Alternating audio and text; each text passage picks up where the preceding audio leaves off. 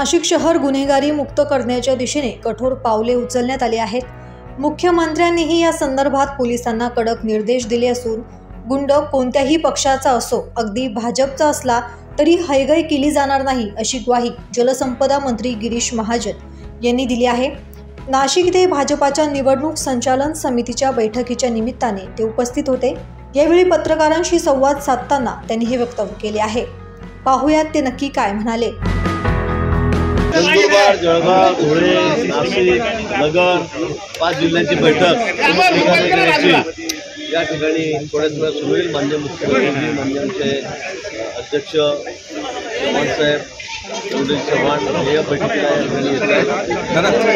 साहजिक आहे। निवडणुका समोर आहेत, महिनाभरावर घेतलेल्या आहेत महापालिका, नगरपालिका, जिल्हा परिषद, त्यामुळे त्याचा आढावा घेण्यासाठी माननीय मुख्यमंत्री महोदय स्वतः या ठिकाणी येत आहेत।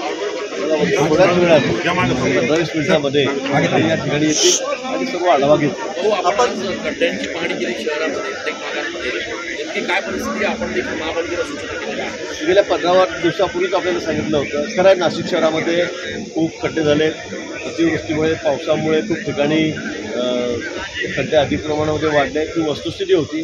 पण नाशिककरांना सुद्धा याचा खूप मोठा त्रास सहन करावा लागला, त्याबद्दल दिलगिरी व्यक्त करतो। पण गेल्या 15 दिवसापासून अतिशय सूचना आम्ही दिलेल्या आहेत, महापालिकेला दिलेल्या आहेत।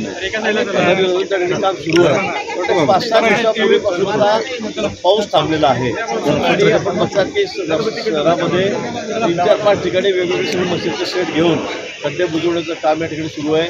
बऱ्याच ठिकाणी तर खड्डे बुजून झालेले आहेत। येणाऱ्या 4-5 दिवसामध्ये नाशिक शहराला खड्डेमुक्त आम्ही करणार आहोत। कुठे आपल्याला खड्डे दिसणार नाहीत। अतिशय क्वालिटीचं सुद्धा मेंटेन केलं जालेलं आहे। मी स्वतः जाऊन सूचना देऊन थोडा बदल करायला लावलेला आहे। पण यापेक्षा पुढे जाऊन मी सांगेल की नाशिक शहरामध्ये या पुढे आता खड्डेच पडणार नाहीत। यासाठी सगळे व्हाईट टॉपिंग सिमेंटचे रस्ते आम्ही या ठिकाणी करतो आहोत। मागच्या बैठकीचं मी आपल्याला त्यांनी सांगितलं होतं आणि आत्ता जी बैठक झाली कुंभमेळ्याची, त्यात माननीय मुख्यमंत्री महोदयांच्या कानावर मी हा विषय टाकला आणि त्यांनी त्याला मान्यता दिलेली आहे की खरंच दर 2 वर्ष 3 वर्षांनी परत त्या डांबरीसर खड्डे पडतात आणि म्हणून कायमस्वरूपी एकदा नाशिककरांना खड्डे मुक्त करायचं आहे। आणि म्हणून आता सगळे रस्ते येणारे पुढचे जवळपास आम्ही आता 1000 कोटी रुपयाचे टेंडर, या ठिकाणी 1200 कोटी रुपयाचे टेंडर हे या ठिकाणी झालेले आहेत। 4-8 दिवसामध्ये टेंडरची प्रक्रिया पूर्ण होईल आणि वर्क ऑर्डर देऊन लगेच आम्ही या कामाला सुरुवात करणार आहोत की जेणेकरून नाशिक शहराचे सगळे रस्ते हे सिमेंटचे होत। गुन्हेगारीचा मोठा प्रश्न निर्माण झालेला होता। गेल्या 2-3 दिवसापासून पोलिसांकडून कारवाई केली आहे। काही राजकीय नेते त्याच्यामध्ये गुन्हेगार कुठल्याही पक्षाचा असो, त्याची हयगय केली जाणार नाही। तुम्ही बघितलं असेल कोणाकोणावर कारवाई होते, कशी येते, त्याच्यामध्ये आम्ही कुठे इंटरफेरन्स करत नाही। नाशिक शहरात ही वस्तुस्थिती आहे। खुनाचे प्रकार असतील, गुंडगिरी असतील, या ठिकाणी वाढत चाललेली आहे आणि म्हणून माननीय मुख्यमंत्री महोदयांनी सीपींना कडक इन्स्ट्रक्शन दिलेले आहेत। मी सुद्धा 15 दिवसापूर्वी आलो, 12 दिवसापूर्वी, त्यावेळेला आपल्याला सांगितलं होतं की या ठिकाणी यापुढे असे प्रकार खपवून घेतले जाणार नाहीत आणि म्हणून त्याचे परिणाम आपल्याला बघायला मिळत आहेत। पण ही वस्तुस्थिती आहे की नाशिक शहरामध्ये काही गुंडांना जास्त माल लागला। गुंड म्हणजे अगदी रस्त्यावर सुद्धा रात्रीसुद्धा कोणी कोणाचा धक्का लागला, कोणी दारू पिऊन जातं, टिबल सीट 4-4 सीट, लगेच त्याला कोणी मारतंय, कोणी त्याला चाकू मारतंय। तिथे मर्डरसारखे प्रकार त्या ठिकाणी झाले। MD सारखा त्याचा वापर या ठिकाणी चाललेला आहे आणि म्हणून मला वाटतं की या सगळ्यांवर नियंत्रण करणं अतिशय आवश्यक आहे। आपणच वेळोवेळी दररोज वर्तमानपत्र आमच्या ठिकाणी करतात, पण या ठिकाणी आता यापुढे असे प्रकार खपवून घेतले जाणार नाही। कुठल्याही गुंडाची, कुठल्याही पक्षाचा असो, त्याची आता गय केली जाणार नाही।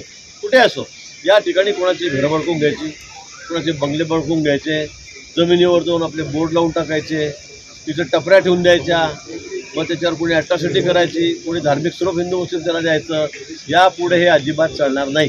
गरीब माणूस आहे, कष्टकरी माणूस आहे, अनेक पिढ्यापासून त्याच्या जमिनी या ठिकाणी, तर त्याच्या जमिनीवर तुम्ही अतिक्रमण करत असाल, टपऱ्या टाकत असाल तर एकाही माणसाला, गुंडाला असं सोडलं जाणार नाही। कोणाची गय केली जाणार नाही। कोट्यवधी रुपयाच्या जमिनी आहे त्या गरीब माणसाच्या, तो बिचारा अंगावर कपडे राहिले नाही आणि या गुंडांनी त्याच्या जमिनी बळकावून घेतल्यात, असे उदाहरणं आमच्याकडे आहेत। आणि म्हणून यापुढे आता पोलीस प्रशासनाला सूचना देण्यात आलेल्या आहेत की काही झालं तरी अशा भाऊ महापालिकेच्या निवडणुका तोंडावर आहे। भाजपचे 2 माजी नगरसेवकांवर खुनाचे गुन्हे दाखल आहेत। एकाचा प्रत्यक्ष सहभाग आहे. गुन्हे दाखल असतात त्यांची अजून राजीनामा किंवा अकलपट्टी केलेली पक्षातून मला वाटतं यात कोणी असो कोणाचीही गय केली जाणार जे काय ॲक्शन असेल ते मात्र आमचे प्रमुख आहेत, अध्यक्ष आहेत, ते त्या ठिकाणी घेतील.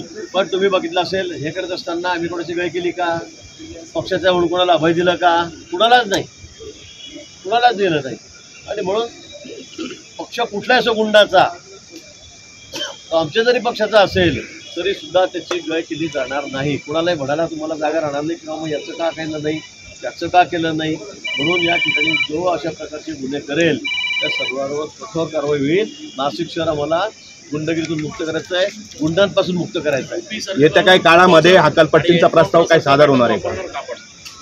सारखं बुलडोजर चालवणं आणि एन्काउंटर सारखं वापरणार का पॅटर्न? नाही, मी तसं म्हणणार नाही. पण आपण बघितलं असेल की आता अतिक्रमणाच्या बाबतीमध्ये एवढी मोठी कारवाई चालली आहे. छोटीशी टपरी ठेवायची, त्याच्या बाजूला अजून 50 मोठ्या जागा व्यापून घ्यायची, तिथे मग काहीतरी नशा करायची, काहीतरी दारू विकायची, कुठे काय वेगळे धंदे करायचे.